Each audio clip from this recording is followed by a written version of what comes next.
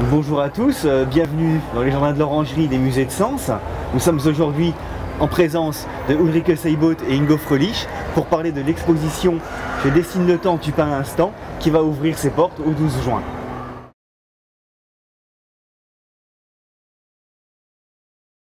Bon, moi je m'appelle Ulrike Seiboth, je viens de Berlin, je suis artiste peintre et...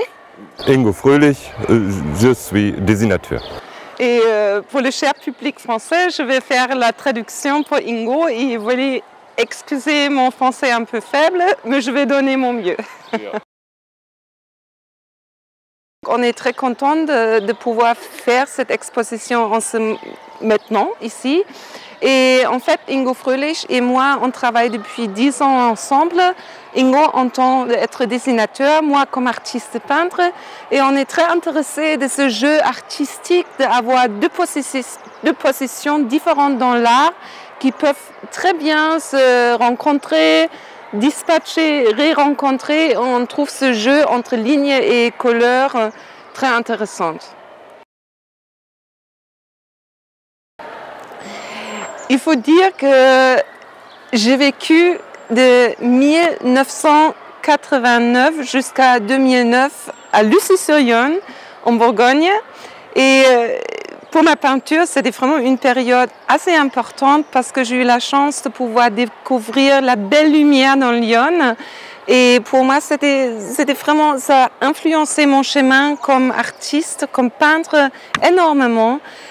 Car si vous pouvez imaginer, à Berlin, on n'a pas la même brillance de la lumière et donc c'est aussi une petite hommage, un hommage, comme on dit, au Lyon, au français, à la lumière française et donc à cette belle paysage qui m'a toujours influencée. Je crois, je trouvais une partie de mes couleurs, de mes traces, de mes lignes là-bas.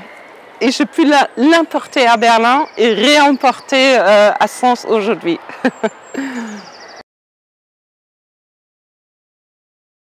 Quand vous êtes venu de nous rendre visite à Lucy-sur-Yonne, parce qu'on a passé le mois d'octobre en 2019 à Lucy-sur-Yonne, donc je commençais une grande série, Gymnopédie en bleu, un hommage à Erik Satie, que le cher public peut voir et visiter aussi ici dans l'Orangerie.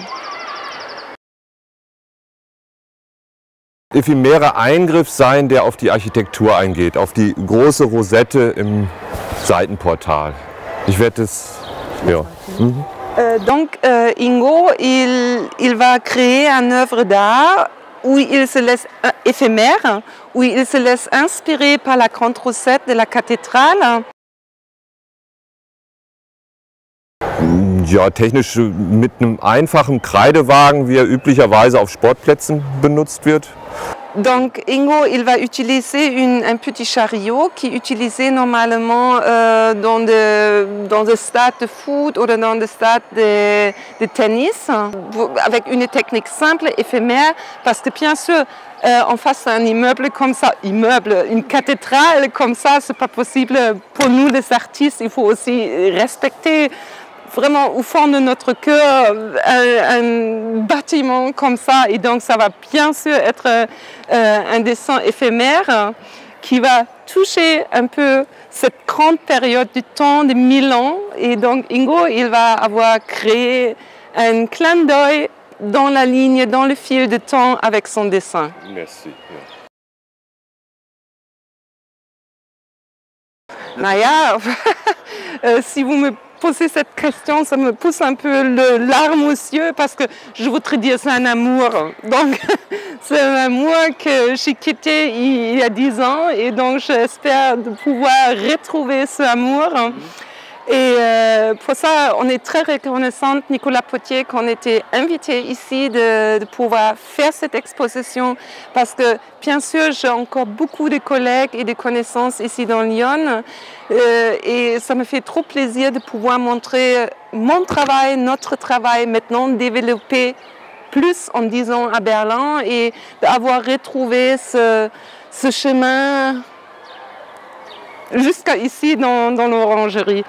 Et oui, Et il faut dire, pour moi, je dis toujours, je suis une Allemande dans la tête et du cœur, je suis française, si je peux me permettre ça. Merci Ulrike, merci Ingo pour cette présentation de votre travail. On a hâte bien sûr de voir le résultat le 12 juin. Pendant l'été, vous reviendrez également, notamment pour nous présenter le catalogue de l'exposition qui est coédité avec la Fondation Guardini. Et ça, ce sera dans le courant du mois de juillet. Et vous en profiterez aussi pour rencontrer les visiteurs et les amateurs d'art de l'Orangerie. Avec plaisir. Merci beaucoup. Merci.